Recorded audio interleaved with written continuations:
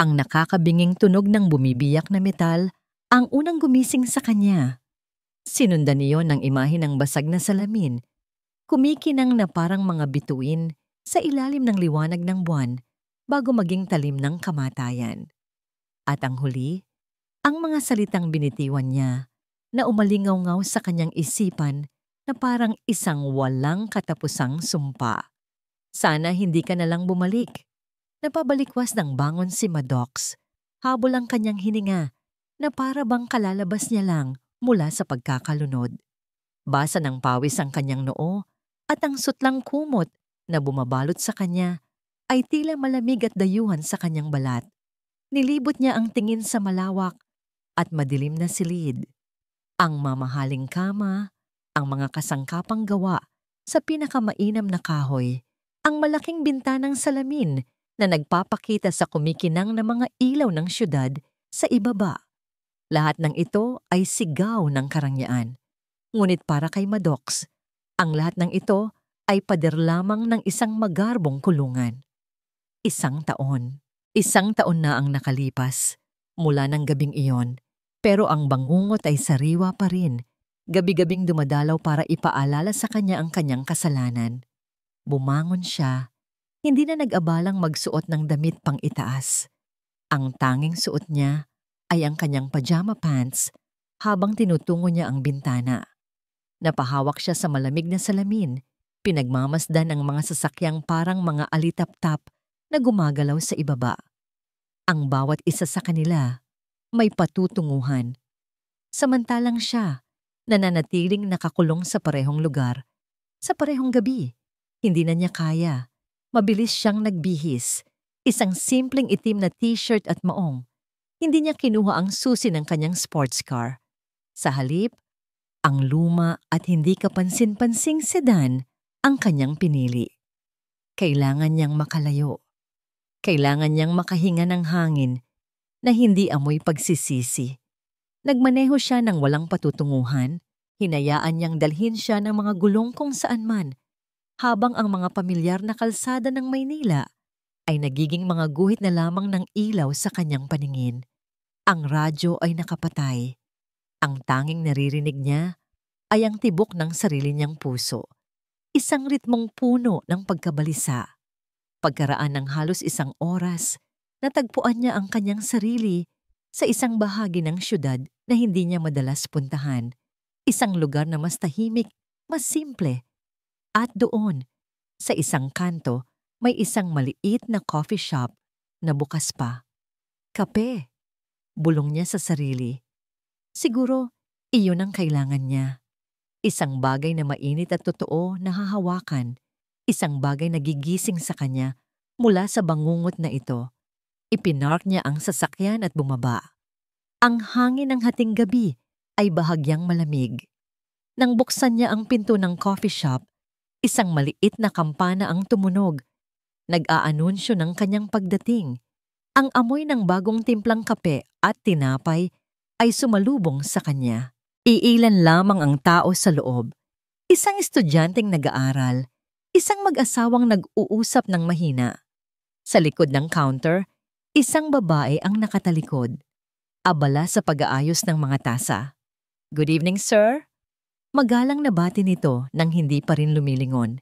Ngunit hindi ang bati ang nakakuha ng atensyon ni Maddox. Iyon ay ang boses. Isang boses na napakapamilyar. Isang boses na isang taon na niyang naririnig sa kanyang mga panaginip at sa kanyang mga alaala. Malambing, bahagyang mababa. Napahigpit ang hawak niya sa susi ng sasakyan sa kanyang bulsa. Imposible. "Anong sa inyo, sir?" Tanong muli ng babae. At sa pagkakataong yon, dahan-dahan itong humarap at huminto ang pag-ikot ng mundo ni Maddox. Ang kanyang puso, na kanina lang ay kumakaripas, ay biglang tumigil sa pagtibok. Ang hangin ay nawala sa kanyang mga baga. Ang lahat ng ingay sa paligid, ang bulong ng mga tao, ang tunog ng coffee machine, ay naglaho. Sa harap niya, nakatayo ang isang multo. Isang multo na may parehong hugis ng mukha. Parehong mga mata na tila nangungusap. Parehong mga labi na minsan na niyang hinagan. Parehong maliit na nunal sa ibabaw ng kanang kilay. Ang pagkakaiba lang, ang buhok nito ay nakatali sa isang simpleng ponytail at ang suot nito ay isang simpleng apron ng barista. Ang mga mata nito ay may taglay na kapaguran, hindi ang mapanuksong kislap na nakasanayan niya. Pero siya pa rin iyon. Jewel. Ang pangalan ay kusa na lamang lumabas sa kanyang mga labi, isang bulong na puno ng pag-asam, sakit at kawalan ng paniniwala. Nakita niya ang pagkunot ng noo ng dalaga. Isang pagkalito ang gumuhit sa magandang mukha nito. Po. Ang isang salitang yon ay sapat na para basagin ang sandali. Ang boses ay pareho, ngunit ang ekspresyon ay iba. Walang pagkilala sa mga mata nito. Para sa babaeng ito, si Maddox ay isang estranghero lamang. Naramdaman ni Maddox ang panginginig ng kanyang mga kamay. Nahulog ang hawak niyang susi sa sahig, lumikha ng isang malakas na kalansing na nagpabalik sa kanya sa realidad. Guni-guni lang ba ito? Pagod lang ba siya? O tuluyan na ba siyang nababaliw? Hindi. Masyadong totoo ang nasa harap niya. Hindi niya kayang manatili rito.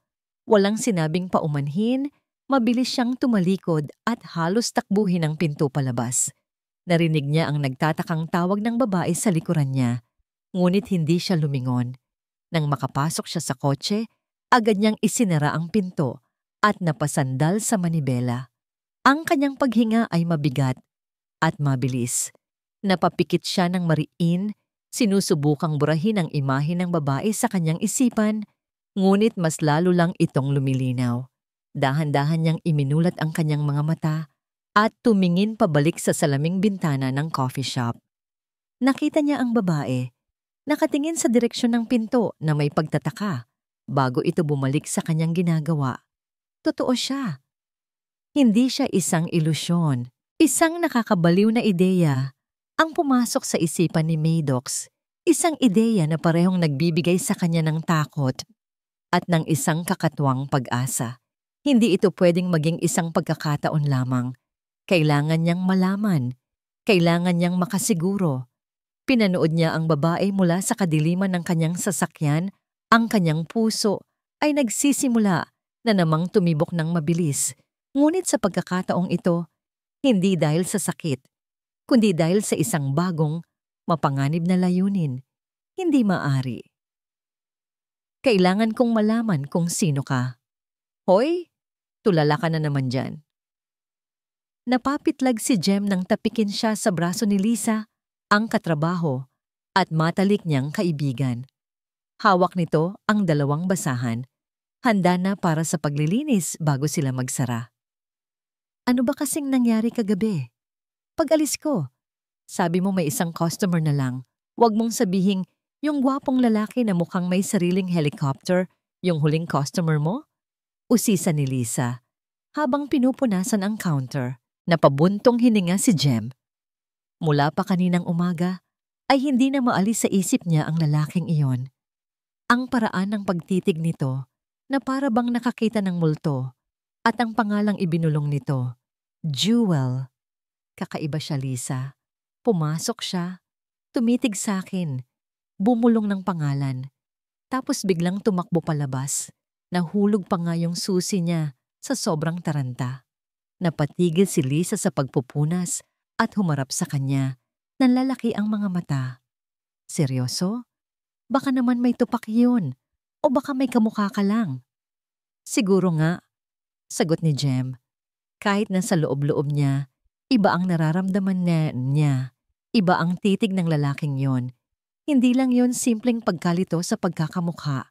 May mas malalim doon, may sakit. Tumunog ang kampana sa may pinto. Automatiko silang napatingin pareho. Isang pamilyar na kaba ang biglang gumapang sa dibdib ni Jem. Isang klase ng kaba na hindi nakakatakot, kundi nakakakiliti. At pumasok siya, ang lalaki mula kagabi. Sa liwanag ng araw, mas lalo pang kitang-kita ang itsura nito.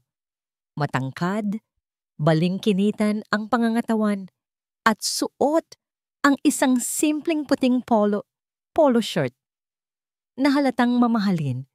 Ang buhok nito ay bahagyang magulo na para bang sinuklay lang gamit ang sariling mga daliri. At ang mga mata niya, iyon talaga ang nakakuha ng atensyon ni Jem. Malalim ang mga iyon at sa likod ng seryosong ekspresyon, kitang-kita niya ang lungkot. Naglakad ito palapit sa counter at ang mga mata nito ay hindi humihiwalay sa pagkakatitig sa kanya. Naramdaman ni Jem ang pamumula ng kanyang mga pisngi. "Hi," sabi nito sa isang boses na bahagyang garalgal. "Pasensya na sa inasal ko kagabi. Pagod lang siguro ako." "Okay lang po, sir." Mabilis na sagot ni Jem. Pilit na pinapakalma ang sarili. "Ano na pong gusto ninyo?" "Isang Amerikano. At pwede ba akong umupo dito sa may bar?" Tumango lang si Jem at nagsimulang ihanda ang kape nito. Naramdaman niya ang bawat galaw niya ay tila binabantayan. Si Lisa naman ay nagkunwaring abala sa pag-aayos ng mga pastries, pero alam ni Jem na nakikinig ito sa bawat salita. Inilapag ni Jem ang tasa ng kape sa harap ng lalaki. "Heto na po, sir." "Maddox," sabi nito. "Call me Maddox."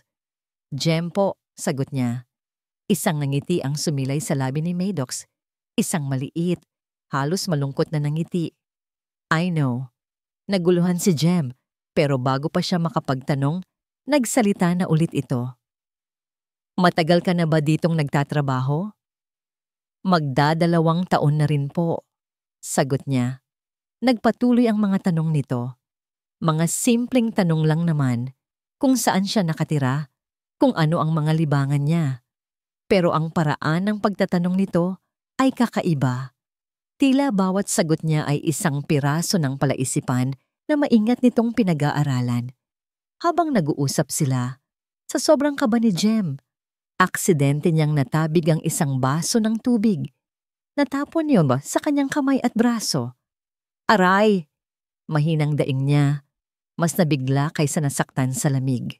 Bago pa man siya makakilos, mabilis na kinuha ni Maddox ang kamay niya. Isang reaksyon na puno ng pag-aalala. Ang init ng palad nito ay agad na kumalat sa kanyang balat. Malaki at magaspang ang kamay nito, ang kamay ng isang taong sanay magtrabaho. Kahit na ang itsura nito ay parang hindi pa nakakahawak ng kahit ano, maliban sa ballpen at pera. "Okay ka lang?" tanong ni Maddox. Ang mga mata nito ay nakatutok sa kamay niya. Napatanga si Jem. Ang lapit ng mukha nila sa isa't isa. Naamoy niya ang banayad na pabango nito. Para siyang kuryenteng biglang dumaloy sa buong katawan ni Ngwa. "Oh, okay lang ako," nautal niyang sabi. At dahan-dahang binawi ang kanyang kamay. Kumuha siya ng tissue at pinunasan ang natapon na tubig. Pagkatapos ng ilang sandali ng katahimikan, tumayo na si Maddox. Naglabas ito ng wallet at naglagay ng 2,000 piso sa ibabaw ng counter. "Keep the change," sabi nito. "Salamat sa kape, Jem." At tulad kagabi, mabilis itong tumalikod at umalis. Iiwan si Jem na tulala at naguguluhan. "OMG, Jem!" Tili ni Lisa nang makalabas na si Maddox. "Nakita mo yun? Grabe yung titig sa'yo. At yung paghawak sa kamay mo, super kilig." Hindi makasagot si Jem. Nakatitig lang siya sa perang iniwan ni Maddox. Hindi ang halaga niyon ang nasa isip niya, kundi ang lalaking nag-abot noon. Isang lalaking puno ng hiwaga at kalungkutan. Nang gabing iyon, habang nag-iisa na si Jem at nililinis ang huling mesa bago magsara, naramdaman niya ang pag-vibrate ng kanyang cellphone sa kanyang bulsa. Kinuha niya ito. Iniisip na baka ang manager lang nila ang nag-text. Ngunit isang unknown number ang lumabas sa screen. Binuksan niya ang mensahe. "This is Maddox. I hope I didn't startle you earlier. Can I see you again tomorrow?" Nanlamig ang buong katawan ni Jem. Nabitawan niya ang basahan na hawak niya. Tinitigan niya muli ang cellphone. Binabasa ang mensahe ng paulit-ulit para masigurong hindi siya nananaginip. "Paano?" Paano niya nakuha ang numero ko? Walang naging tugon. Ilang oras nang nakatitig si Maddox sa screen ng kanyang cellphone, hinihintay ang 3 tuldok na magsasabing nagtatype si Jem, ngunit walang dumating. Tanging ang katahimikan ng digital na espasyo ang sumasagot sa kanya. Isang bahagi ng isip niya ang nagsasabing, tama lang iyon. Ano ba naman ang ine-expect niya? Isa siyang estranghero na bigla na lang sumulpot, umakto na parang baliw. At ngayon ay bigla na lang nag-text. Kung siya si Jem, marahil ay nablock na niya ang numero niya. Pero ang isa pang bahagi, ang bahaging desperado at puno ng pag-asa ay hindi mapakali. Kinabukasan, sa kanyang opisina, sa pinakatuktok ng isang nagtataasang gusali sa Makati, hindi siya makapag-focus sa trabaho. Ang mga numero sa financial reports ay lumalabo. Ang mga email ay tila nakasulat sa ibang lengguwahe. Ang tanging malinaw sa isip niya ay ang mukha ng dalaga sa coffee shop. Sir? Nag-angat ng tingin si Maddox. Nakatayo sa harap ng kanyang mesa si Marco, ang kanyang pinagkakatiwalaan at napaka-episyenteng executive assistant. May dala itong isang manipis na brown folder. Nandito na po yung pinapahanap ninyo, sabi ni Marco. Inilapag ang folder sa mesa. Walang paghuhusga sa mukha nito, tanging profesionalismo lamang. Sanay na si Marco sa mga kakaibang hiling ng kanyang boss. Tumango si Maddox. Salamat, Marco. You may go. Nang mag-isa na lang siya, dahan-dahan niyang binuksan ang folder. Bumungad sa kanya ang isang litrato ni Jem, isang candid shot kung saan ito ay nakangiti. Ang nangiting iyon, mas simple, mas totoo, kaysa sa mga ngiti ni Jewel na laging may kasamang kalkulasyon. Binasa niya ang mga detalye. Pangalan, Jemima Cruz. Jemima Cruz, 26 na taong gulang, ulila. Lumaki sa isang ampunan sa Maynila. Nagtrabaho bilang service crew, sales lady, at ngayon, barista, para lang masuportahan ang sarili. Simple ang buhay niya. Malinis, at sa pinakababa ng papel, may isang detalye na nagpatigil sa paghinga ni Maddox. Upcoming personal travel, round-trip ticket to Geneva, Switzerland. Departure, October 20. Duration, 2 weeks. Bukas. Aalis siya bukas. Switzerland. Parang isang suntok sa sikmura ang alaala. Biglang bumalik sa isip niya ang isang eksena mula sa nakakaraan. I want to see the Alps, Maddox. All my friends have been there. Sabi ni Jewel isang gabi, habang tinitingnan ang isang travel magazine. Can we go for my birthday? I'm busy, Jewel. We have a major acquisition coming up. Sagot niya noon, hindi man lang nagangat ng tingin mula sa kanyang laptop. Nakita niya ang pagbagsak ng ngiti nito. You're always busy. Hindi na nila napag-usapan ulit iyon. Pagkatapos ng ilang buwan, nangyari na ang aksidente. At ang Switzerland ay naging isa na lang sa napakaraming bagay na ipinagkait niya dito. At sa sarili niya, napapikit si Maddox ng mariin. Eto na ba yon? Isang pagkakataon mula sa tadhana para itama ang isang pagkakamali? Ang matinong bahagi ng kanyang utak ay sumisigaw. Baliw ka na. You're stalking a stranger. Hindi siya si Jewel. Pero ang puso niya, ang pagod at basag niyang puso, ay bumubulong ng ibang bagay. Paano kung siya ang sagot? Paano kung ito ang paraan para makahanap ka ng kapayapaan? Tumayo siya at lumakad patungo sa isang pinto sa gilid ng kanyang opisina. Binuksan niya ito at pumasok sa isang pribadong lounge. Sa isang pader doon, nakasabit ang isang malaking portrait ni Jewel. Nakangiti. Ang buong silid ay puno ng mga alaala nito. Mga litrato, mga paborito nitong libro.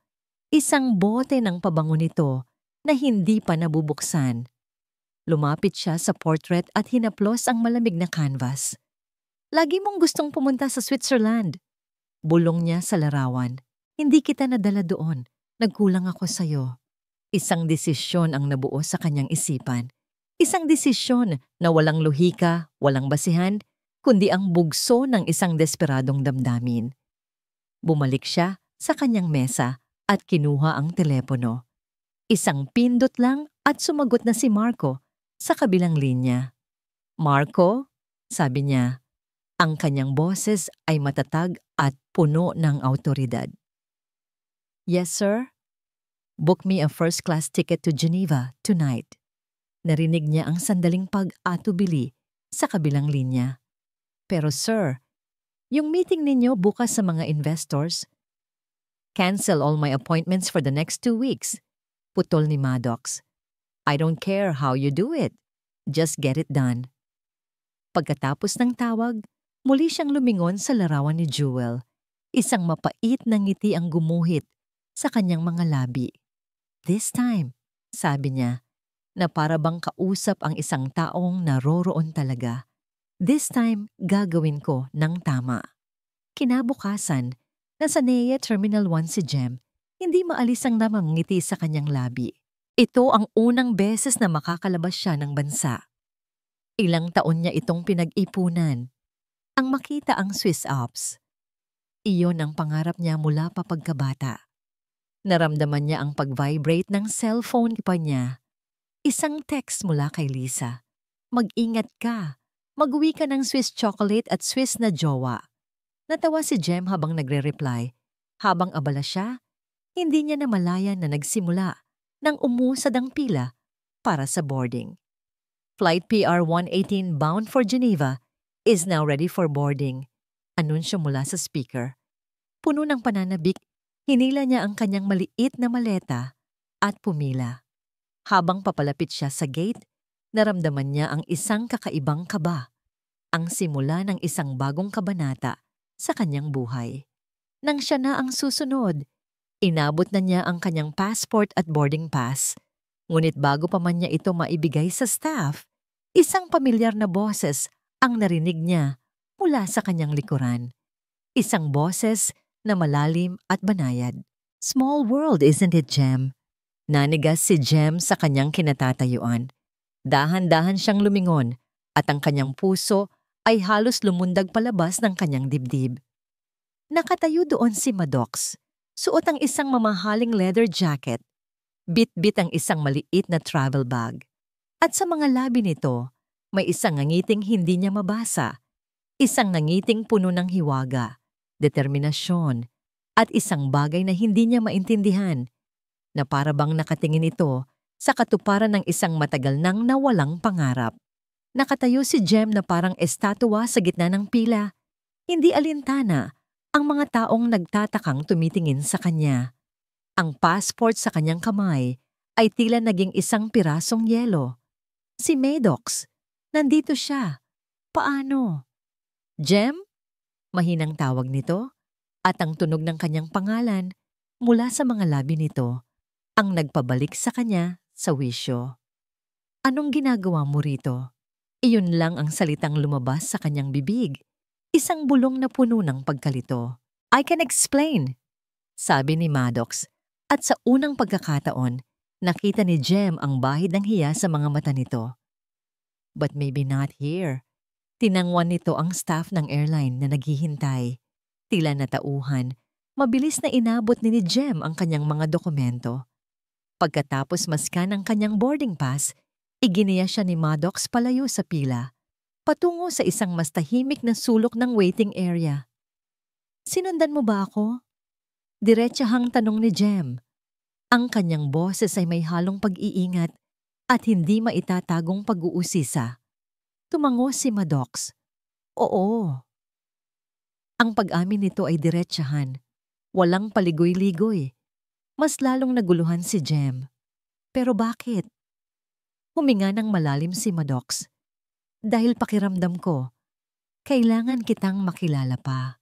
Alam kong kakaiba to. At kung natatakot ka, maiintindihan ko. Pero sana bigyan mo ako ng pagkakataon. I promise, I'm not a bad guy." Tinitigan ni Jem ang mga mata nito. Nakita niya ang sinseridad doon. Hindi ito ang mga mata ng isang sinungaling o isang taong may masamang balak. Ito ang mga mata ng isang taong nalulungkot, at desperado. Sa loob ng eroplano, magkatabi sila. Business class. Isang mundo na ngayon lang naranasan ni Jem. Ngunit mas iniisip niya ang lalaking katabi niya kaysa sa malambot na upuan at sa champagne na inaalok sa kanya. Buong biyahe, naging maginoo si Maddox. Hindi siya mapilit. Ikinuwento niya ang tungkol sa trabaho niya sa paraang simple at hindi nagyayabang. At higit sa lahat, nakinig siya. Nakinig siya habang ikinukwento ni Jem ang tungkol sa pangarap niyang makapunta sa Switzerland. Isang pangarap na binuo niya mula sa mga postcard na nakikita niya noong bata pa siya.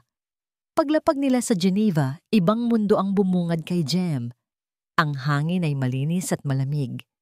Ang paligid ay payapa. Inasikaso ni Maddox ang lahat, mula sa kanilang luggage hanggang sa private car na naghihintay sa kanila. Dinala siya nito sa isang hotel na parang palasyo na may tanawin ng Lake Geneva. Mula sa bintana ng kanyang sariling silid, iginiit ni Maddox na magkahiwalay sila ng kwarto. Kitang-kita niya ang mga sisneng lumalangoy sa napakalinaw na tubig at sa malayo, ang mga tuktok ng bundok na nababalutan ng niebe. Totoo ba to? Bulong niya sa sarili. Kinagabihan, isinama siya ni Maddox sa isang restaurant sa tabi ng lawa. Nakaramdam ng hiya si Jem sa suot niyang simpleng bestida, lalo na't ang lahat ng tao sa paligid ay mukhang mga milyonaryo.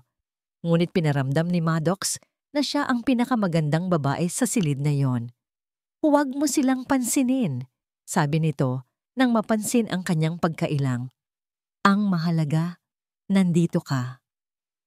Sa ilalim ng malalamlam na ilaw, nag-usap sila. Hindi tungkol sa negosyo o pera. Nagtanong si Maddox tungkol sa mga pangarap niya. Gusto ko lang magkaroon ng sarili kong coffee shop balang araw. Nahihiyang pag-amin ni Jem. Isang maliit na lugar lang kung saan komportable ang mga tao. Kung saan may mabuting kape at masasarap na kwento. Hindi siya tinawanan ni Maddox. Sa halip, tumango ito na may paghanga. That's a beautiful dream, Jem. Sa mga sumunod na araw, ipinakita ni Maddox sa kanya ang isang Switzerland na hindi niya kailanman mapapangarap. Naglakad sila sa mga lumang kalye ng Geneva. Sumakay sila ng cable car paakyat sa isang bundok. Habang nasa taas sila, dahan-dahang bumabagsak ang niebe. Nanginginig si Jem sa lamig kahit na makapal ang suot niyang jacket. Walang sabi-sabing hinubad ni Maddox ang sarili nitong mamahaling coat at ipinatong sa kanyang mga balikat. Ang init mula sa damit na may kasamang banayad na amoy ng pabango ni Maddox ay tila yumakap sa buong pagkatao niya. Salamat, sabi niya, habang nakatingin sa napakagandang tanawin sa ibaba.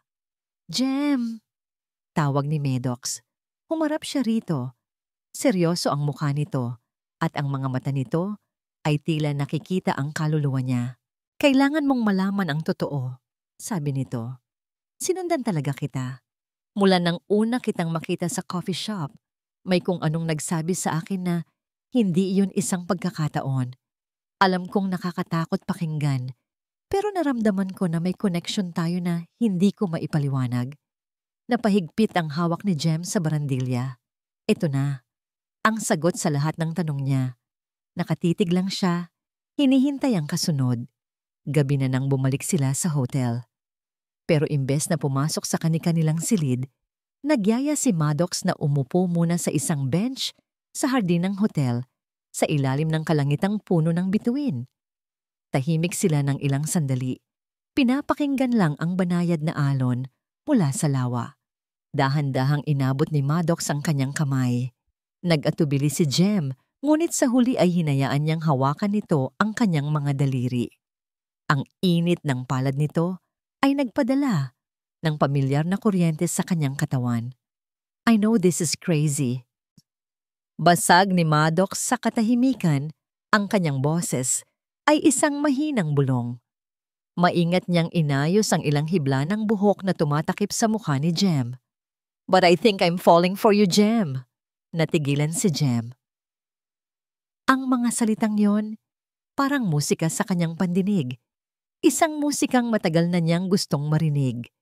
Ang lahat ng pagdududa at pag-iingat sa kanyang puso ay unti-unting natunaw. Bago pa man siya makasagot, bago pa man maproseso ng utak niya ang lahat, dahan-dahang inilapit ni Maddox ang mukha nito sa kanya. Napapikit si Jem at naramdaman niya ang malambot at mainit na labi nito sa kanyang mga labi. Isang halik na malumanay at puno ng damdamin. Sa sandaling iyon, sa ilalim ng mga bituin ng Switzerland, naramdaman ni Jem na para bang ang lahat ng nawawala sa kanyang buhay ay biglang nabuo. Sa unang pagkakataon sa loob ng isang taon, nagising si Maddox na walang bigat sa kanyang dibdib, walang sigaw, walang tunog ng bumibiyak na metal, tanging ang tahimik na sikat ng araw na tumatago sa bintana, at ang banayad na imahe ng isang halik sa ilalim ng mga bituin. Napabangon siya at napangiti. Isang totoong nangiti, hindi pilit at hindi mapait. Isang nangiti na umabot hanggang sa kanyang mga mata. Nang magkita sila para sa almusal, may isang kaaya-ayang pagkailang sa pagitan nila. Ang mga tingin nila ay nagtatagpo at mabilis na nag-iiwasan na may kasamang mga kiming ng ngiti. Ibang-iba ito sa relasyon niya noon. Kay Jewel, ang lahat ay laging matindi, puno ng apoy at drama. Kay Jem, ang nararamdaman niya ay kapayapaan. Gusto mo pa ng hot chocolate? Tanong ni Maddox, napansin na ubos na ang laman ng tasa ni Jem. Tumango si Jem na parang bata. Ang mga mata ay nagningning. Ang sarap pala talaga ng Swiss hot chocolate.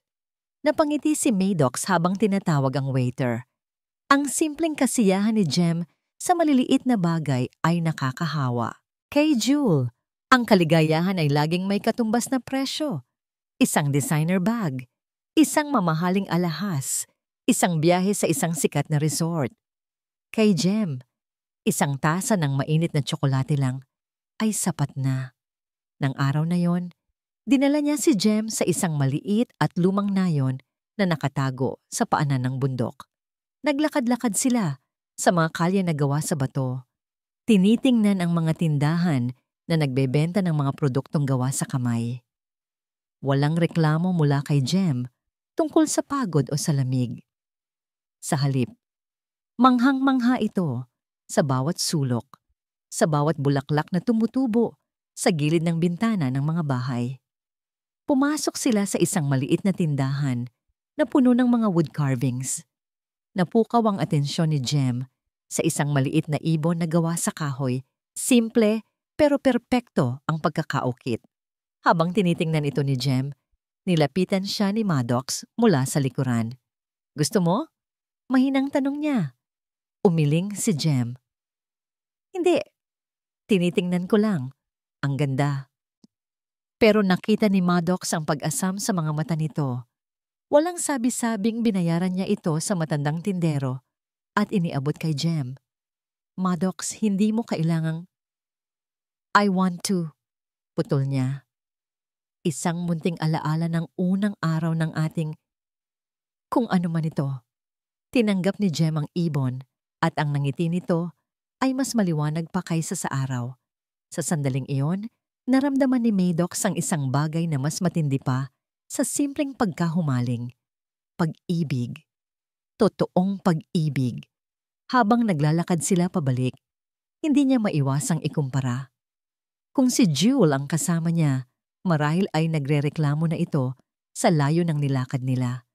Marahil ay hinihila na siya nito papunta sa mga luxury brand stores sa Geneva. Ang relasyon nila ni Jewel ay parang isang magandang bagyo.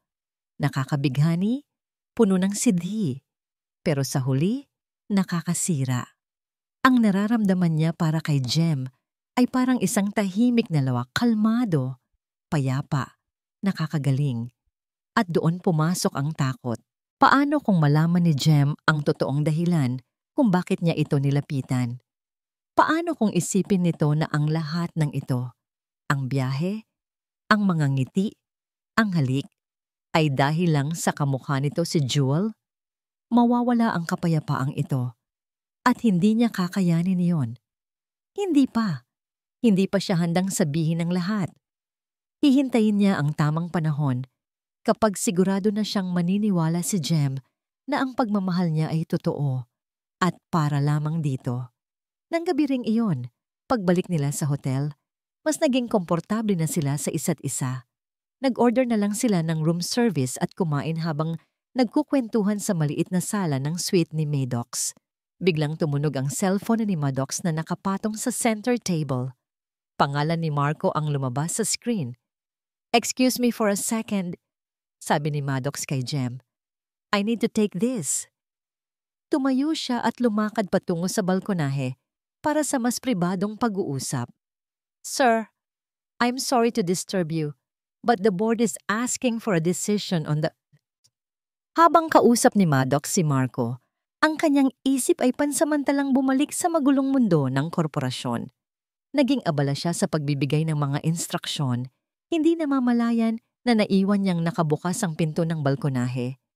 Sa loob, nakita ni Jem ang cellphone ni Maddox na umiilaw pa rin sa ibabaw ng mesa. Inisip niyang baka importante iyon at kailangan ni Maddox na makita ang screen. Tumayo siya, naisip na iabot ito sa kanya. Maingat niyang kinuha ang telepono at sa mismong sandaling iyon, habang hawak niya ang aparato, biglang umilaw ang screen. Nag-timeout ito mula sa call screen at bumalik sa lock screen. At ang bumungad kay Jem ay isang larawan. Isang larawan ni Maddox, masaya at nakangiti ng malapad. Katabi nito, nakayakap dito, ay isang babae. Isang babaeng may parehong mukha, parehong mga mata, parehong nangiti, isang babaeng kamukhang kamukha niya. Nabitawan ni Jem ang cellphone. Bumagsak ito sa makapal na carpet. Ngunit ang tunog nito ay kasing lakas ng isang pagsabog sa loob ng kanyang tainga. Ang init sa kanyang dibdib ay biglang napalitan ng nanunuot na lamig. Ang kapayapaan ay biglang napalitan ng nanunuot na lamig. Ang kapayapaan ay naging lason. Narinig ni Jem ang pagbukas ng pinto ng balkonahe at ang masayang boses ni Maddox. "Sorry, that was just work. Now, where were we?" Nang humarap si Maddox, handa nang ngumiti. Nakita niya si Jem na nakatayo sa gitna ng silid. Nakaturo ang nanginginig na daliri sa cellphone na nasa sahig. Ang mukha ni Jem ay putlang-putla na para bang nakakita ng multo. At sa isang iglap, alam na ni Maddox kung ano ang nangyari. Ang nangiti ay nawala sa kanyang mga labi, napalitan ng purong gulat at takot. "Jem." Hindi siya pinansin ni Jem. Dahan-dahan itong yumuko para damputin ang telepono at itinapat sa kanya. Ang screen ay nagpapakita pa rin ng nakangiting larawan ng 2 taong magkamukha. "Sino siya, Maddox?" Tanong ni Jem. Ang kanyang boses ay mahina at basag. Bawat salita ay tila isang piraso ng bubog. Bakit kamukhang kamukha ko siya?" Napapikit si Maddox. Ito na ang kinatatakutan niya. Ang katotohanang pilit niyang tinatakasan. "Let me explain," sabi niya. Dahan-dahang lumalapit, pero umatras si Jem na para bang ang paglapit ni Maddox ay makakasunog sa kanya. Siya was si Jewel, pagamin ni Maddox. Ang kanyang boses ay puno ng pighati. "She was my ex-girlfriend. She passed away a year ago." Jewel, ang pangalang ibinulong niya noong unang gabi sa coffee shop. Ang lahat ay biglang nagkaroon ng kahulugan sa isang masakit at brutal na paraan. Ang mga titig, ang mga tanong, ang biglaang pagpunta sa Switzerland. "Kaya pala," bulong ni Jem, mas para sa sarili niya kaysa kay Maddox. Isang mapait na tawa ang kumawala sa kanyang lalamunan. "Kaya pala ganito. Kaya pala ako. Dahil kamukha ko siya." "Hindi!" Mabilis na tanggi ni Maddox. "Jem, pakinggan mo ako. Yes, the resemblance. It's what drew me to you at first. Hindi ko itatanggi yan. Pero lahat ng nangyari dito sa Switzerland, lahat ng naramdaman ko para sa'yo, totoo yun. Ikaw ang nakasama ko, hindi siya. Pero ang mga salita niya ay tila hangin lamang na dumadaan sa tainga ni Jem. Ang tiwalang sinimulan niyang buuin ay gumuho na at ang mga pundasyon nito ay puno ng kasinungalingan. Ang lahat ng alaala nila sa nakalipas na mga araw ay biglang nabahira ng duda. Ang quote na ibinigay sa kanya sa bundok, ginawa ba niya iyon para kay Jem? O para sa alaala ni Jewel na laging nilalamig? Ang ibong gawa sa kahoy, isang regalo ba yon para sa kanya? O isang pagtatangkang bilhin ang isang bagay na hindi niya naibigay sa nakaraan?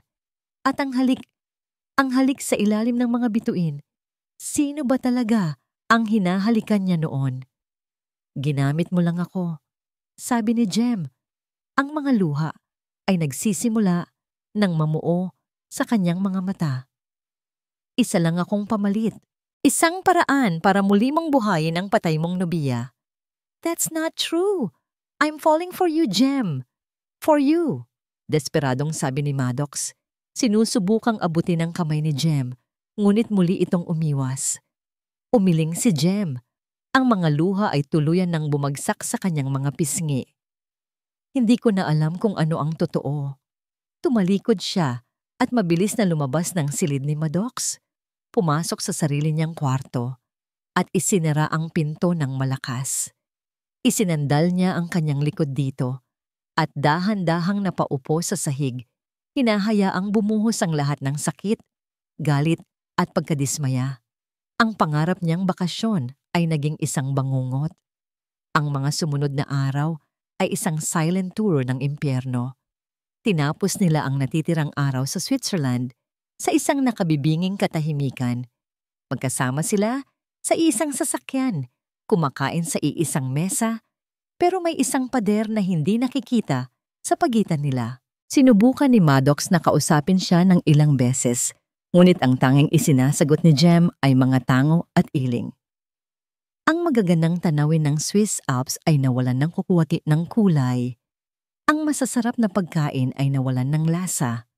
Ang tanging nararamdaman niya ay isang malaking butas sa kanyang dibdib, isang espasyo kung saan naroon dati ang pananabik at unti-unting pag-usbong ng pag-ibig.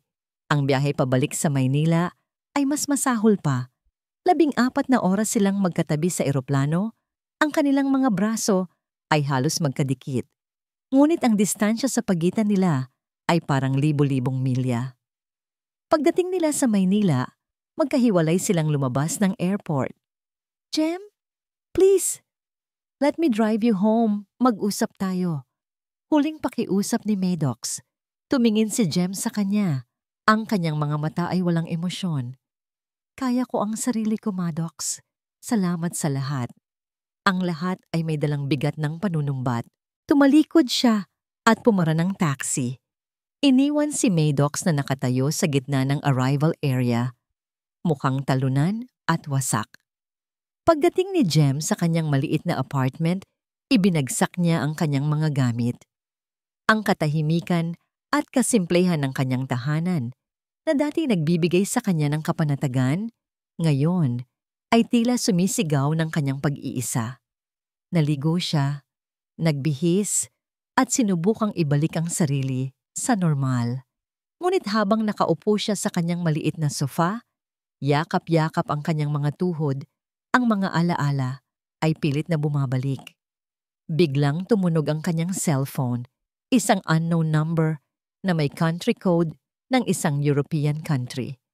Inakala niyang si Maddox iyon gamit ang ibang numero. Handa na sana niyang i-reject ang tawag, ngunit may kung anong nag-udyok sa kanyang sagutin ito. Hello? Sagot niya, ang kanyang boses ay pagod. Sa kabilang linya, isang boses ng babae ang sumagot. Isang boses na kalmado, sopistikada, at may autoridad. Is this Jemima Cruz? Yes, speaking. Who's this? Nagkaroon ng sandaling katahimikan bago muling nagsalita ang babae. Ang kanyang tono ay biglang naging malumanay at puno ng kalungkutan. Hija, my name is Senora Eleanor. I'm Jewel's mother. Nanigas ang buong katawan ni Jem. I know who you are. Patuloy ng babae. I think we need to talk. There are things you need to know about Maddox and my daughter. Parang isang blok ng yelo ang nabuo sa sikmura ni Jem, ang ina ni Jewel. Bakit siya tumatawag? Paano niya nalaman ang tungkol sa kanya? Paano niyo po nalaman? Maddox told me about you. Malumanay na putol ni Senyora Eleanor. He called me from Switzerland. He was very excited. Ang mga salitang very excited ay tumusok sa puso ni Jem na parang mga karayom. Ano ang ikinatuwa ni Maddox? Ang makahanap ng isang perpektong kopya ng nawala niyang pag-ibig. Maari ba tayong magkita, Hija? Pakiusap ng ginang. I'm back in Manila now. I just want to talk. Please. Mayroong pakiusap sa boses nito na hindi kayang tanggihan ni Jem. O marahil, may isang bahagi sa kanya na gustong malaman ang katotohanan, gaano man ito kasakit.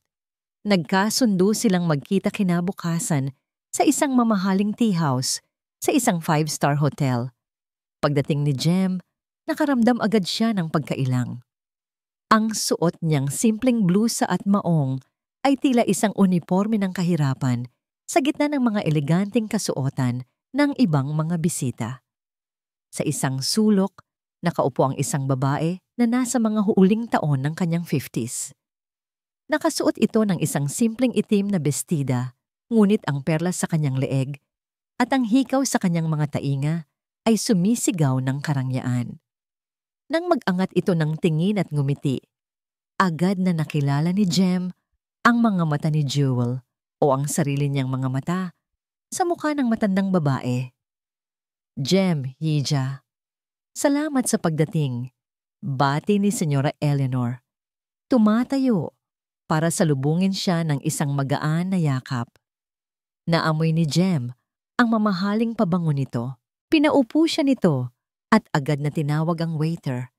She will have the chamomile tea and I'll have my usual Earl Grey. Nagulat si Jem. Chamomile tea ang paborito niya. Maddox mentioned it. Sabi ni Senyora Eleanor na para bang nababasa ang isip niya. Muli isang tusok ng sakit. Pati ang maliliit na detalye tungkol sa kanya marahil ay ikinukumpara ni Maddox sa mga alaala ni Jewel. I'm sorry kung naabala kita. Panimula ng ginang. Pagkaalis ng waiter.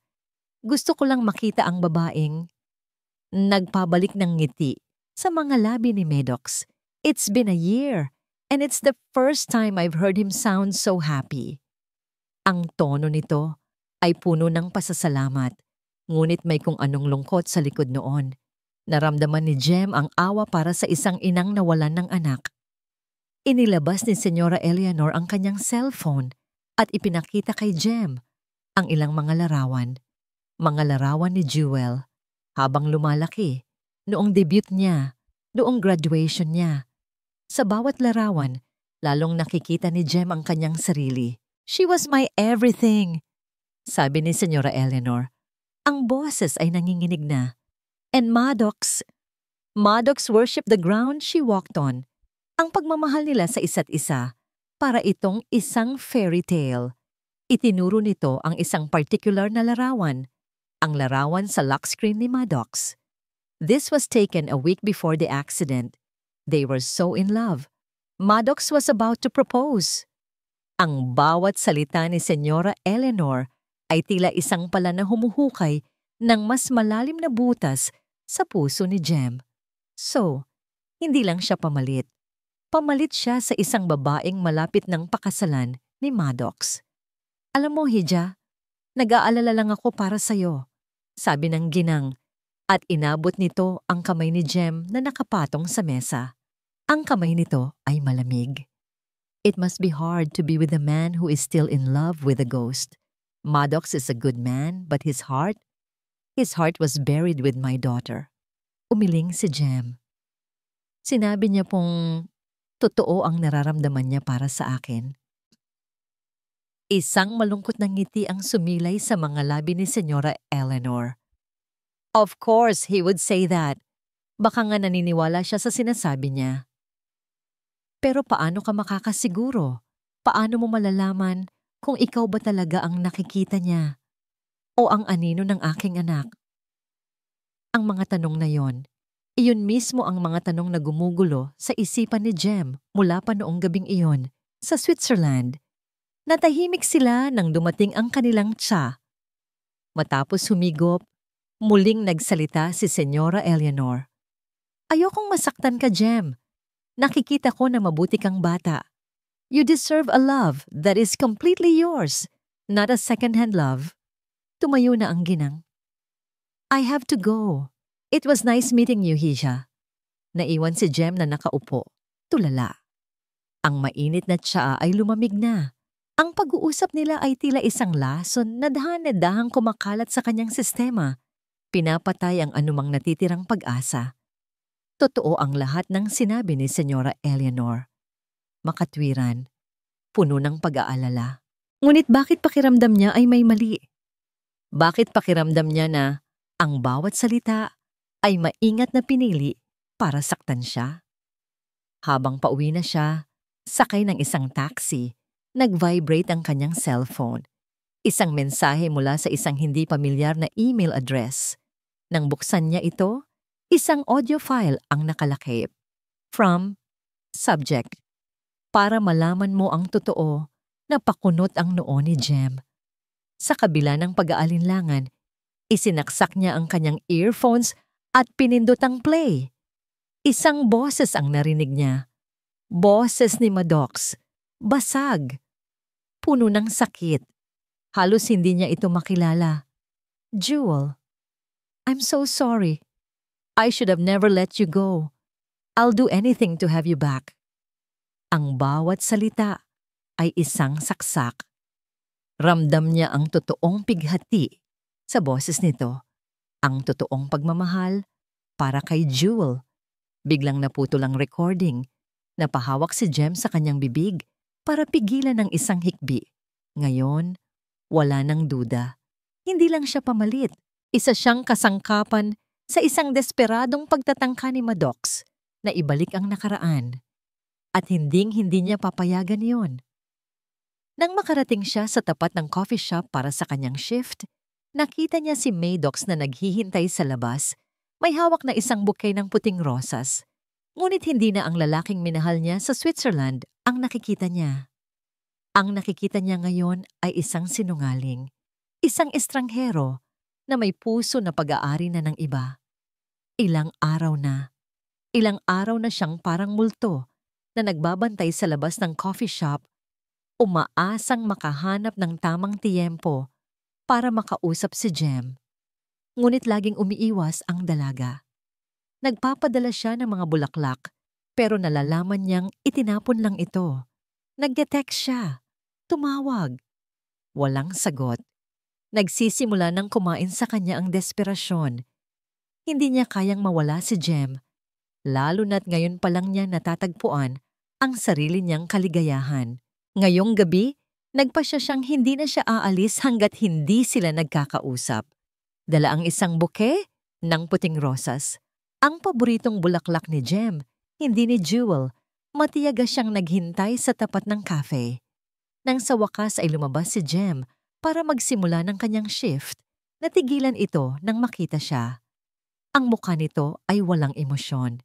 Isang malamig na maskara na hindi niya pa nakikita dati. Jem, please. Simula niya. Iniaabot ang mga bulaklak. Just 5 minutes. Let me explain. Hindi pinansin ni Jem ang mga bulaklak. Tinitigan lang siya nito. Explain what, Maddox? Na ginamit mo ako? Na ang buong biyahe sa Switzerland ay isang malaking kasinungalingan? Hindi totoo yan. Giit niya. Ang kanyang boses ay nagmamakaawa. Minahal kita, Jem. Minamahal kita. Isang mapait na ngangiti ang gumuhit sa mga labi ni Jem. Talaga? Ako ba talaga ang minamahal mo? Kinuha nito ang cellphone mula sa kanyang bulsa. Nanginginig ang kamay nito habang may pinipindot.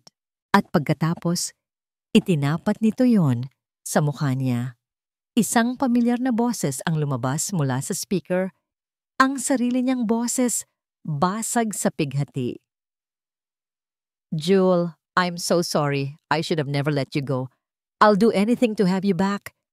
Parang isang suntok sa sikmura ang naramdaman ni Maddox. Ang recording, saan niya ito nakuha? Iyon ay isang voice message na ipinadala niya kay Marco, ang kanyang assistant, 1 linggo matapos mamatay si Jewel. Sa isang gabing lasing na lasing siya at puno ng pagsisisi. Isang sandali ng kahinaan na hindi niya na matandaan. Jem, teka, luma na yan. Desperado niyang paliwanag. That was a long time ago. Lasing ako. I was grieving. Wala na yan sa akin ngayon. Ngunit nakita niya sa mga mata ni Jem na hindi na ito naniniwala. Ang tiwala ay tuluyan ng nawasak. Kinuha ni Jem ang maliit na ibon na gawa sa kahoy mula sa kanyang bag. Ang regalong ibinigay niya sa Switzerland. Maingat niyang inilagay iyon sa ibabaw ng bouquet ng rosas na hawak pa rin ni Maddox. Isang simbolikong pagsasauli ng lahat. Hindi ako si Jewel, sabi ni Jem. Ang kanyang boses ay malamig at matatag, walang bahid ng luha. Tila naubos na ang lahat ng yon. At hinding-hindi ako magiging siya. Bawat salita ay isang patalim na bumaon sa kanyang puso. Tapos na tayo, Maddox. Tumalikod ito at pumasok sa loob ng coffee shop. Iniwan siyang nakatayo roon na parang tanga. Hawak ang mga bulaklak, ang maliit na ibon, at ang mga piraso ng kanyang nawasak na pag-asa. Nakatayo lang siya roon ng ilang minuto. Hindi makagalaw.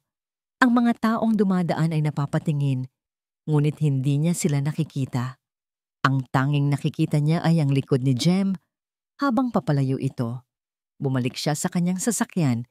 Ibinagsak niya ang mga bulaklak sa passenger seat. Ang maliit na ibon ay gumulong at nahulog sa sahig. Nagmaneho siya pauwi. Hindi sa kanyang modernong condo unit, kundi sa lumang bahay ng pamilya nila. Ang bahay kung saan siya lumaki. Ang bahay kung saan naroon ang lahat ng alaala. Pagpasok niya, ang katahimikan ay sumalubong sa kanya. Dumiretso siya sa bar at nagsali ng isang basong whiskey. Ininuman niya ito ng isang lagukan. Nagsalin ulit at ulit. Ang alak ay nagbigay ng init sa kanyang katawan, ngunit hindi nito kayang alisin ang lamig sa kanyang puso. Umakyat siya sa kanyang dating kwarto. Ang lahat ay naroon pa rin, maayos at malinis, na parang naghihintay lang sa kanyang pagbabalik. At sa isang mesa sa sulok, nakatayo ang isang silver-framed na larawan. Ang larawan nila ni Jewel. Ang parehong larawan na nasa cellphone sa phone niya. Tinitigan niya ito. Ang nakangiting mukha ni Jewel. Ang babaeng minahal niya. Ang babaeng sinisisi niya sa kanyang kalungkutan. At ang babaeng, sa isang paraan, ay dahilan kung bakit niya nawala si Jem. Isang galit na hindi niya pa naramdaman noon ang biglang umapaw sa kanyang dibdib. Isang galit na nakatutok hindi kay Jem, hindi sa mundo, kundi sa multo ng nakaraan na patuloy na gumagambala sa kanya. At sa sarili niya, dahil sa hinayaan niyang mangyari ito. Kasalanan mo to. Bulong niya sa larawan, ang kanyang boses ay puno ng pait. Lahat ng ito. Hinawakan niya ang frame. Ang malamig na metal ay parang yelo sa kanyang nag-iinit na balat. Napatingin siya sa sarili niyang refleksyon sa salamin at ang nakita niya ay isang taong kahabag-habag. Isang taong nakakulong sa isang mausoleum ng mga alaala. Bakit hindi mo na lang ako iwan? Tanong niya. Ang kanyang boses ay naging isang pasigaw na bulong. At pagkatapos, isang bagay sa loob niya ang tuluyang nabiyak. Sa isang marahas na kilos, ibinalibag niya ang larawan sa pader. Ang tunog ng nababasag na salamin ay umaling-awngaw sa tahimik na silid. Ngunit hindi iyon sapat. Lumakad siya papunta sa pribadong lounge. Ang altar na binuo niya para kay Jewel. Ang kanyang mga mata, na ngayon ay nagliliyab sa galit at alak, ay nilibot ang silid. Ang mga litrato, ang mga libro, ang mga regalo, ang lahat ng bagay na maingat niyang iningatan. Ang lahat ng ito ay tanikala. Mga tanikalang pumipigil sa kanya na makausad. Sinimulan niyang wasakin ang lahat. Hinila niya ang mga libro mula sa estante, ang mga pahina ay napupunit. Ibinagsak niya ang mga vase, ang mga bulaklak ay kumalat sa sahig. Pinunit niya ang mga litrato, isa-isa, hanggang sa ang mga nakangiting mukha ay maging maliliit na piraso na lamang. Ang bawat pagwasak ay isang sigaw ng paglaya. Ang bawat nababasag na bagay ay isang piraso ng kanyang nakaraan na binibitawan niya. Ang sakit, ang pagsisisi, ang pagkamis, lahat ay inilalabas niya sa isang marahas na sayaw ng pagkasira. Nang halos wala nang natira, napaluhod siya sa gitna ng mga nagkalat na gamit. Ang kanyang paghinga ay mabigat at pagod. Ang kanyang mga kamao ay may mga galos mula sa paghampas. Yumuko siya at sa unang pagkakataon, hindi dahil sa pagsisisi sa pagkamatay ni Jewel, umiyak siya. Umiyak siya para sa pag-ibig na nawala sa kanya 1 taon na ang nakalipas. At umiyak siya ng mas matindi para sa pag-ibig na nawala sa kanya ngayong gabi. Doon, sa gitna ng mga guho ng kanyang nakaraan, habang amoy alak at pighati ang hangin, isang pangalan lang ang paulit-ulit na binibigkas ng kanyang basag na puso. Hindi Jewel. Jem, Jem, anong ginawa ko? Napasubsob siya sa sahig. Ang kanyang mga balikat ay nanginginig sa bawat hikbi. Ang galit ay nawala na. Napalitan ng isang malalim at nakakaparalisang kalungkutan. Nawala na siya. At sa pagkakataong ito, alam ni Maddox, sa kaibuturan ng kanyang kaluluwa, na hindi na niya kayang mabuhay kung wala ito. Pero huli na ang lahat. Sinira niya ang lahat, o baka hindi pa. Sa gitna ng kanyang pagkasira, isang maliit na kislap ng determinasyon ang nagsimulang sumibol. Isang ideya ang nabuo sa kanyang isipan na puno ng alak. Kung ang pagiging makasarili at pagkakakulong sa nakaraan ang dahilan kung bakit niya nawala si Jem, marahil 1 kilos ng lubos na pagpapakumbaba at pagharap sa hinaharap ang tanging paraan para maipakita kung gaano siya katotoo. 1 kilos na napakalaki, 1 kilos na hindi matatanggihan. Dahan-dahan siyang tumayo, ang kanyang mga tuhod ay nanginginig. Pinunasan niya ang kanyang mga luha gamit ang likod ng kanyang kamay. Kinuha niya ang kanyang cellphone. Ang screen ay basag na mula sa pagkakahulog, ngunit gumagana pa. Nanginginig ang kanyang mga daliri habang nagdadial siya ng numero. Ang numero ng pinakapribadong alagad ng batas na kilala niya. I need your best man, sabi niya sa telepono. Ang kanyang boses ay garalgal, ngunit puno ng bagong determinasyon. I need you to secure the most perfect diamond you can find overnight. Price is not an issue. May pagtataka sa kabilang linya, ngunit isang utos mula kay Maddox ay isang utos. Pagkababa niya ng telepono, tumingin siyang muli sa wasak na silid. Ito ang katapusan ng isang kabanata. Ang marahas na pagtatapos na kailangan niya. Bukas, sisimulan niya ang bago. At gagawin niya ang lahat para siguraduhin kasama niya si Jem sa simula na yon. Kahit na ito pa ang huling bagay na gagawin niya sa buhay niya. Kinabukasan, hindi sikat ng araw ang gumising kay Maddox, kundi ang matinding sakit ng kanyang ulo at ang malamig na sahig na kanyang hinihigaan.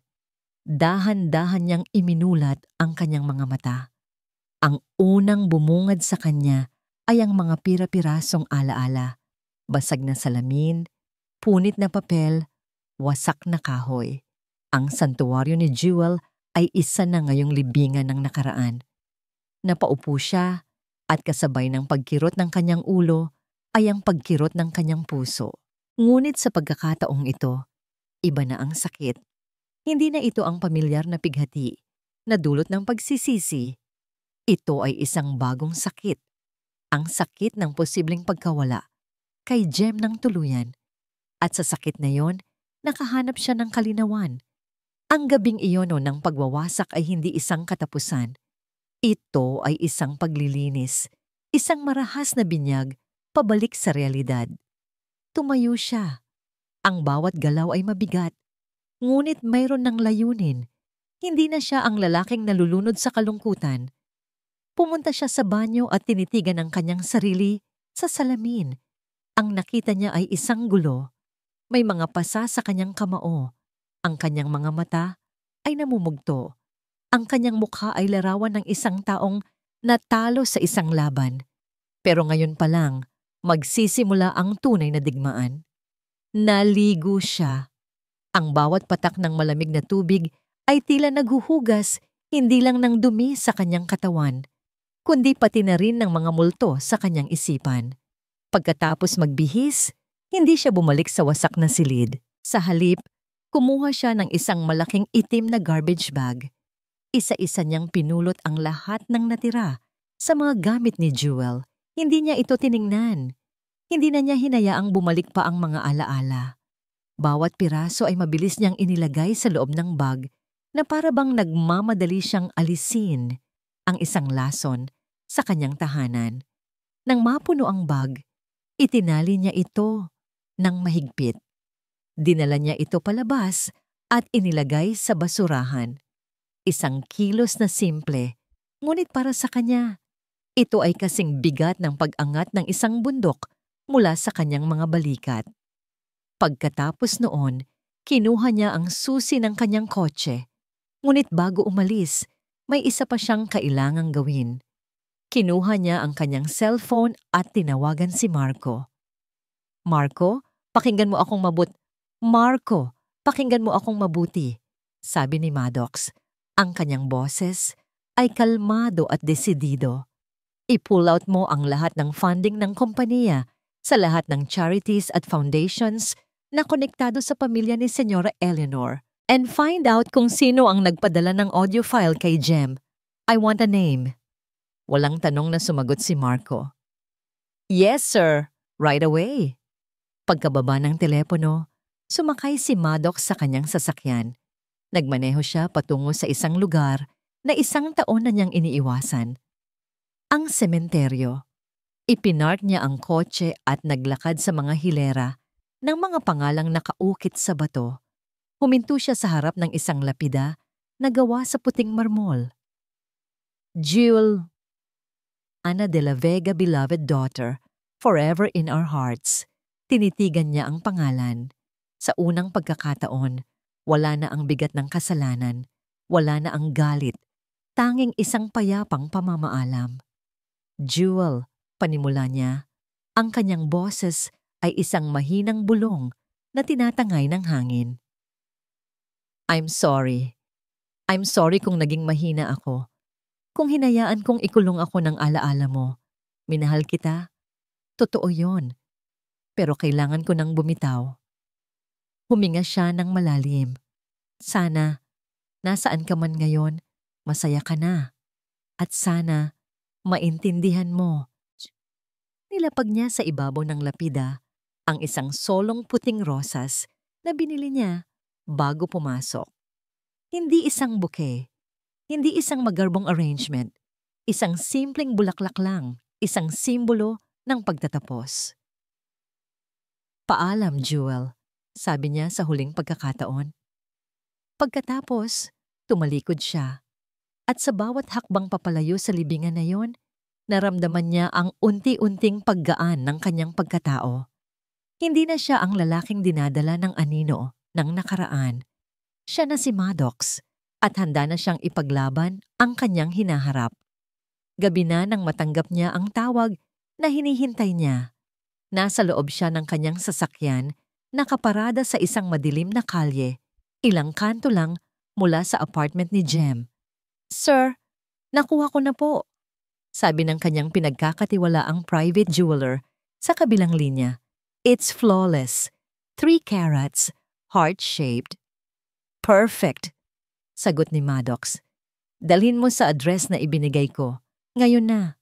Pagkalipas ng kalahating oras, isang armored van ang huminto sa likod ng kanyang sasakyan.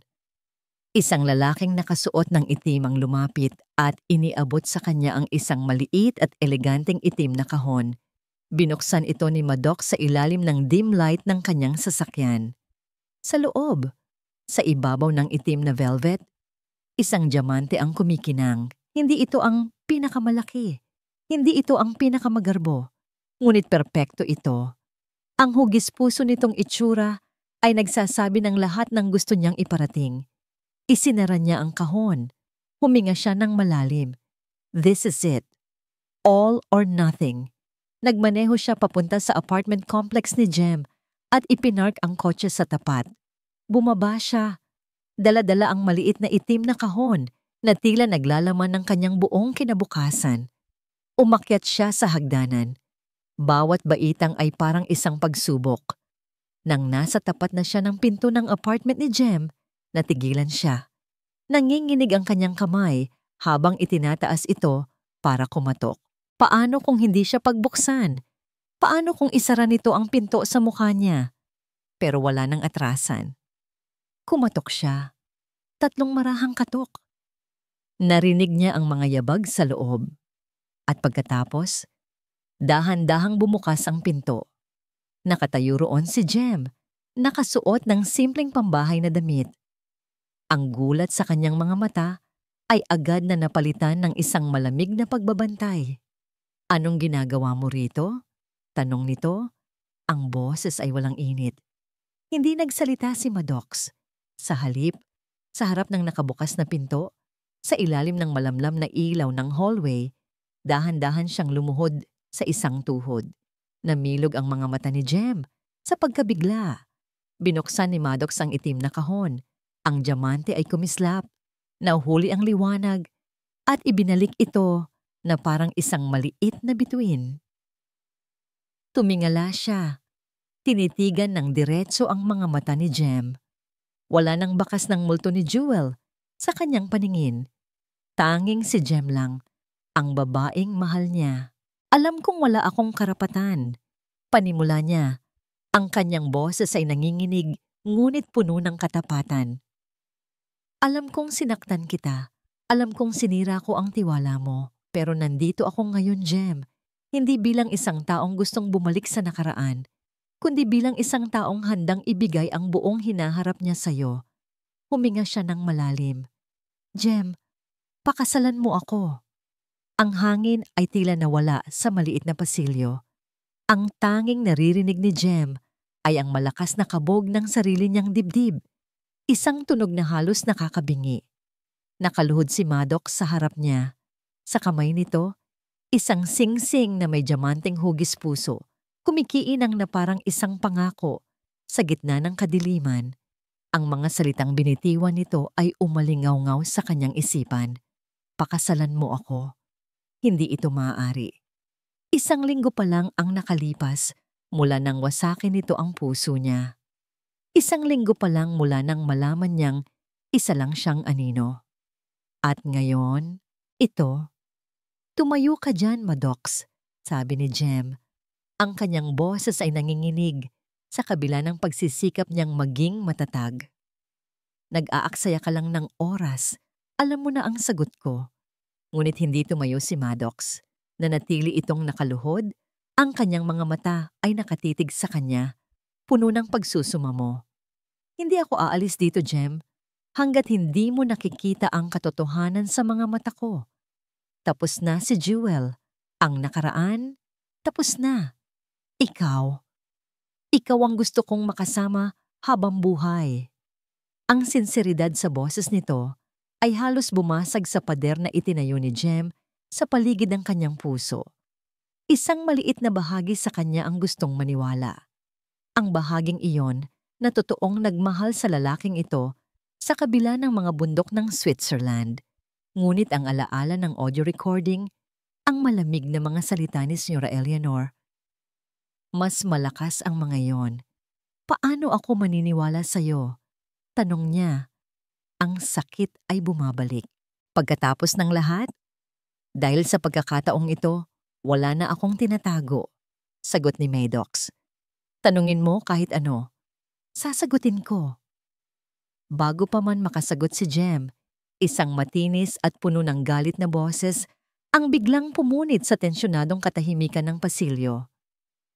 Anong kabaliwan ito? Sabay silang napalingon ni Maddox.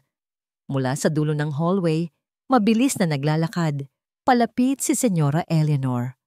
Ang kanyang mukha, na dating larawan ng isang mahinahong ina, ay ngayon ay napupuno ng galit at hindi makapaniwalang pagkasuklam. Sa likod niya, nakasunod ang isang driver na halatang aligaga. Marahil ay sinundan siya nito. Maddox, tumayo ka dyan! Utos ng ginang. Ang kanyang boses ay matigas na parang bakal. How dare you? How dare you desecrate my daughter's memory with this farce? Dahan-dahang tumayo si Maddox, ngunit hindi para sundin ang utos ng ginang. Tumayo siya para harangan si Jem, na para bang isang kalasaglaban sa papalapit na panganib. Wala kang kinalaman dito, senyora, malamig na sabi ni Maddox. This is between me and Jem. Walang kinalaman. Tumawa si Senyora Eleanor, isang tawang walang kagalakan. Minahal ka ng anak ko. Itinuring kitang parang sarili kong anak.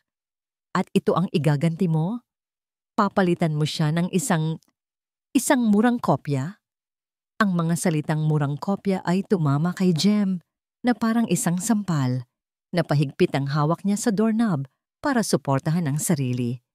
Stop it, Eleanor! Sigaw ni Maddox. Sa unang pagkakataon ay tinawag niya ito sa pangalan. Ang paggalang ay tuluyan nang nawala. Huwag na huwag mong pagsasalitaan si Jem ng ganyan. Mahal ko siya. Mahal ko si Jem dahil siya si Jem, hindi dahil kay Jewel. Sinungaling, ganti ni Senyora Eleanor. Ang kanyang mga mata ay nanlilisik. Nakikita mo pa rin ang anak ko sa kanya. Hindi mo kayang magmahal ng isang barista na walang pangalan, isang babaeng hindi galing sa ating mundo. Mas gugustuhin ko ang mundo niya kaysa sa mundo ninyo na puno ng kasinungalingan, sagot ni Maddox. Ang kanyang boses ay umalingaw-ngaw sa buong hallway. At para malaman mo, ang pagmamahal ko kay Jem ang nagpalaya sa akin mula sa multo ni Jewel. Isang multo na ikaw mismo ang pilit na binubuhay. Natigilan si Senyora Eleanor. Ang kanyang mukha ay nabalot ng pagkabigla na para bang nasampal siya ng katotohanan.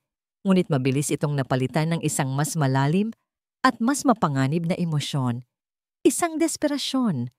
Tumingin siya kay Jem na nakatayo sa likod ni Maddox, nakikinig sa bawat salitang nakita ni Senyora Eleanor. Na unti-unting nanunumbalik ang kulay sa mukha ni Jem, na ang malamig na ekspresyon nito ay napapalitan ng pagkalito at, marahil, isang kislap ng pag-asa. Nakita ng ginang na natatalo na siya. At sa kanyang desperasyon, nagpasya siyang gamitin ang kanyang huli at pinakamabigat na sandata. Ang katotohanang itinatago niya sa lahat, isang sikretong akala niya ay dadalhin niya hanggang sa kanyang hukay. Isang mapait na tawa ang kumawala. Sa mga labi ni Senyora Eleanor, isang tawa na nagpadala ng kilabot sa gulugod ni Jem. Pag-ibig! Nang uuyam na, sabi ng ginang habang dahan-dahang lumalapit. Gusto mong patunayan ang pag-ibig mo sa kanya, Maddox? Huminto siya sa harap nilang dalawa. Ang kanyang mga mata ay lumipat mula kay Maddox patungo kay Jem. Tinititigan ng dalaga mula ulo hanggang paa na para bang sinusuri ang isang bagay na pag-aari niya. Hindi mo siya pwedeng pakasalan. Ang mga salita ay binitiwan niya ng may bigat at kapangyarihan. Tila ang buong pasilyo ay huminto sa paghinga, naghihintay sa kasunod. Tumingin siya ng diretso sa mga mata ni Jem. Ang kanyang ekspresyon ay pinaghalong galit, sakit, at isang kakatwang uri ng pag-angkin. Dahil hindi ka isang pamalit. Sigaw niya, ang kanyang boses ay nanginginig sa sidhi ng emosyon.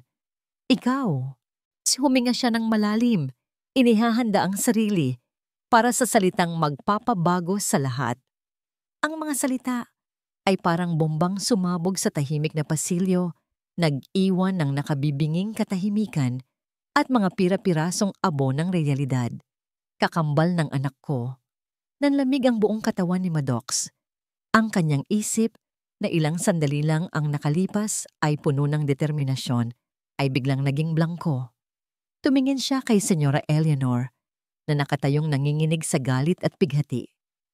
Pagkatapos, ang kanyang mga mata ay dahan-dahang lumingon kay Jem. At sa isang iglap, lahat ay nagkaroon ng kahulugan.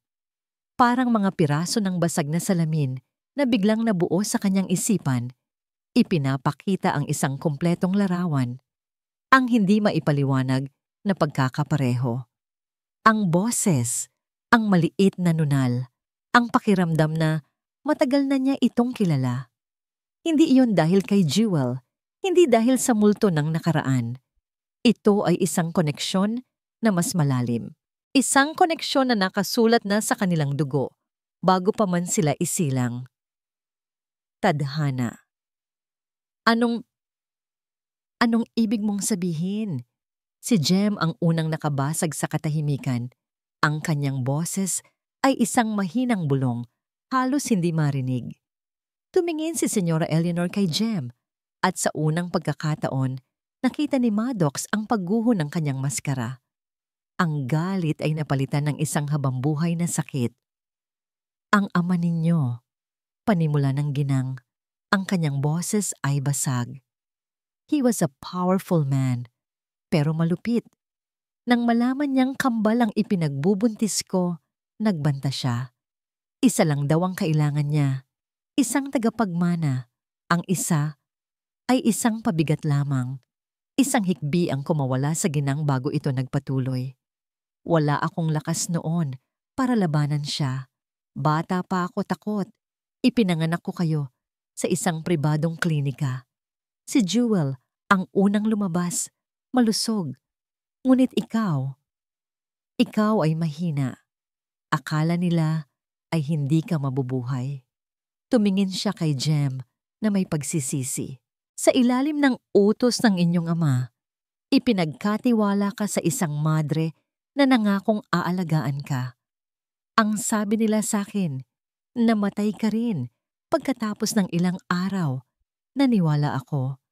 Pinili kong maniwala dahil mas madaling tanggapin niyon kaysa sa katotohanang ipinamigay ko ang sarili kong anak. Nagsimulang tumulo ang mga luha sa mga mata ni Jem. Ngunit nakita ni Maddox na hindi na yon luha ng sakit dahil sa isang lalaki. Iyon ay luha para sa isang buhay na ninakaw sa kanya. Luha ng isang ulilang biglang nagkaroon ng kasagutan sa kanyang buong pagkatao. Nalaman ko lang na buhay ka, ilang taon na ang nakalipas. Pagpapatuloy ni Senyora Eleanor. Pero huli na ang lahat. Patay na ang asawa ko. Si Jewel ay dalaga na. Ano pa ang sasabihin ko? Na may kapatid siyang lumaki sa hirap? Masisira ang perpektong mundo niya. Masisira ang pangalan ng pamilya. Kaya wala akong ginawa. Itinago ko ulit ang katotohanan. Doon, sa harap nilang lahat, tuluyang gumuho si Senyora Eleanor. Napaluhod ito sa sahig. Ang kanyang mga balikat ay nanginginig sa pag-iyak.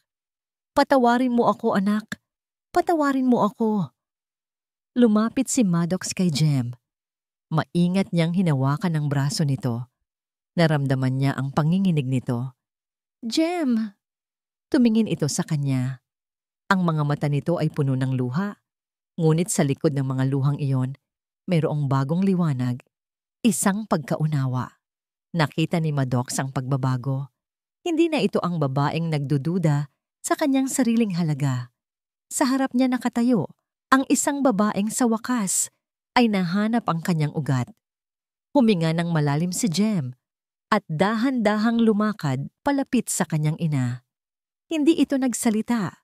Yumuko lang ito at tinulungang tumayo ang ginang. Pagkatapos, humarap si Jem kay Maddox. Lumakad si Maddox papalapit. Hanggang sa ilang pulgada na lang ang pagitan nila, kinuha niya ang kamay nito. Hindi nito binabago ang nararamdaman ko. Mahinang sabi ni Maddox. Pinupunasan ng isang butil ng luha sa pisngi nito. Sa katunayan, mas lalo lang nitong pinatunayan ng lahat. Hindi ako nabaliw, Jem. Hindi ako naghabol sa isang multo. Ang kaluluwa ko, hinahanap pala ang kaluluwa mo. Itinaas niyang muli ang singsing na nasa pagitan nila. Ang tanong ko ay nananatili. Ngayon na alam mo na kung sino ka at alam ko na kung bakit hinanap ka ng puso ko, papayag ka bang simulan natin ang ating sariling kwento? Tinitigan ni Jem ang singsing. Pagkatapos, dahan-dahan niyang itinaas ang kanyang mga mata at tumingin ng diretso kay Maddox. Ang lahat ng duda, lahat ng sakit, lahat ng pag-aalinlangan ay nawala na. Ang natira na lang ay ang katotohanan. Isang maliit na ngiti ang sumilay sa kanyang mga labing nanginginig pa. Maddox? Ang kanyang boses ay mahina. Ngunit para kay Maddox, ito ang pinakamalinaw na tunog sa buong mundo. Ang sagot ko ay oo.